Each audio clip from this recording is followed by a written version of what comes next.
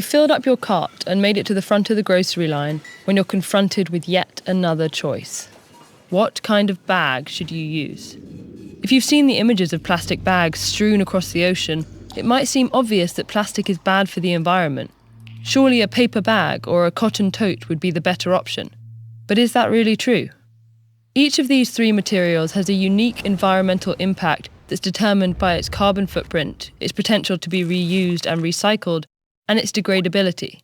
So, to get the full story on these grocery bags, we need to look at how they're made, how they're used, and where they ultimately go.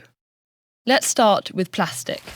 The typical thin and flimsy plastic bag is made of high-density polyethylene, commonly known as HDPE. Producing this material requires extracting petroleum from the ground and applying extreme heat. The resulting polymer resin is then transported alongside additional ingredients like titanium oxide and chalk to a bag manufacturing plant. Here, coal-powered machines melt the materials down and spin them into sheets of plastic, which are then folded into bags.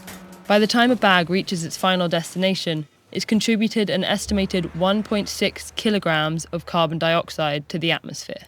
That's the same amount of carbon a car produces, driving a little over 6 kilometers. But the alternatives actually possess a much larger carbon footprint. Paper is made from wood pulp, and when you account for the carbon cost of removing trees from their ecosystems, a single paper bag can be responsible for about 5.5 kilograms of carbon dioxide. Meanwhile, growing cotton is an extremely energy and water-intensive process. The production of a single cotton tote emits an estimated 272 kilograms of carbon dioxide. When we compare carbon footprints, plastic bags are the clear winner. But environmental impact is also determined by how the bag is used. Reusing or recycling these bags significantly offsets their environmental toll by reducing demand for new production. To quantify that offset, we can divide the bag's carbon footprint by the number of times it's reused.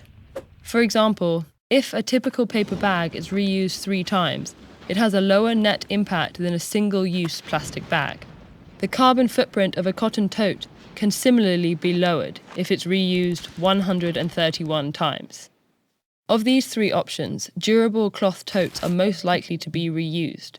Evidence shows paper bags are quickly discarded due to their tendency to tear. This issue plagues HDPE bags as well, but even when they're made to avoid tearing, their widespread availability makes it easy to treat them as single-use items. Fortunately, researchers estimate that 40% of HDPE bags are reused at least once for throwing out waste. Recycling these bags also offsets their carbon footprint, but it's not universally possible for each material. Many countries lack the infrastructure to efficiently recycle plastic bags. Cotton totes are perhaps even more difficult to break down and process, but since they're often reused for long periods, they're still least likely to end up in landfills. Whenever these bags aren't recycled, the third factor in calculating environmental impact comes into play: degradability. Since HDPE bags are heat-resistant and insoluble, they stick around long after we're done with them. Partially broken down plastic can circulate in ecosystems for centuries. Cotton, on the other hand, degrades substantially in a matter of months, and paper bags break down completely in just 90 days. So, which bag should you use? It turns out the most environmentally friendly bags have features of several materials we've discussed. They're durable and reusable, like cotton, but made of plastic, which has a lower carbon footprint than cotton or paper. These sturdy shopping bags consist of polyester, vinyl, and other tough plastics, and are already used worldwide. More importantly, they should last a lifetime, making them the best option for the planet and your groceries. How exactly do we break habits and learn new ones? One way is to practice.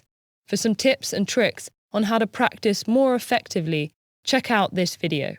Or learn how the cotton you're wearing is manufactured with this video.